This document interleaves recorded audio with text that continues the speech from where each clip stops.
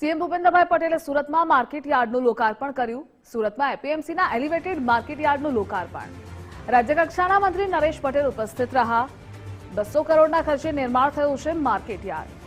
કેરીના ઉત્પાદન સુધીનું એપીએમસીએ ધ્યાન આપ્યું। અનેક નાની એપીએમસીએ પ્રેરણા લીધી। નાના ખેડૂતો બાગાયતી ખેતી તરફ પણ વળ્યા।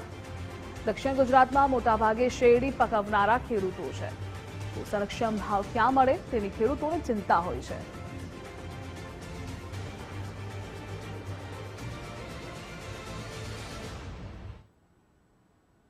ખાતામાં પડી ગયા છે। આવી પહેલી ઘટના ગુજરાતની છે કે ખેડૂતોને ખૂબ ઝડપથી અને સહાય મળે, મદદ મળે, એ બેઠો થાય અને એ જ પ્રકારનો આ કાર્યક્રમ ખેડૂતોને નવી સુવિધાઓ મળે, આધુનિકતાની સાથે આપણો ખેડૂત ઉભો રહી શકે એ પ્રકારનું સુંદર મજાની વ્યવસ્થાઓ કરી છે। મુખ્યમંત્રીશ્રી આપણે કહેવાના છે પણ વિશેષ નથી કે મેં યાદ જોયા છે। પહેલા હું પણ યાદમાં ગયેલો છું।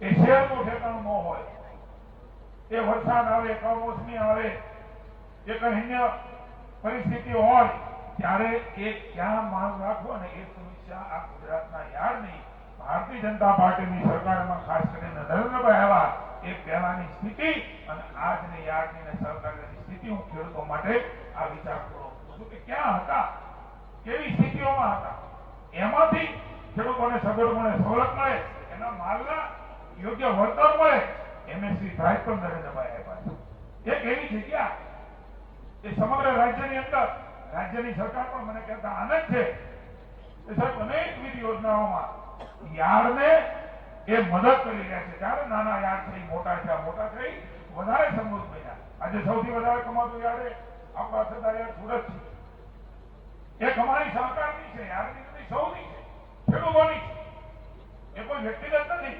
સંદીપભાઈને કે યાર્ડને સૌ બોર્ડ ઓફ ડિરેક્ટર છે, આ આપણી છે। આ સહકારિતાના ભાવ સાથે હું એક માત્ર વાત કરીને સંદીપભાઈ છે યાર સમૃદ્ધ છે યાર।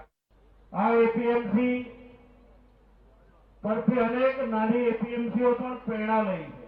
ઉત્પાદન થઈ જાય છે પણ એને વેચવો કાં અને સારા બજાર ક્યાં મળે એ હંમેશ માટે ખેડૂતો ચિંતા કરતા હોય છે। આવા સમયે આ બજાર સમિતિ આપણી સુરત મોટા ભાગે ખેડૂતોની ચિંતા એ દૂર કરવાનો પ્રયત્ન કરે છે।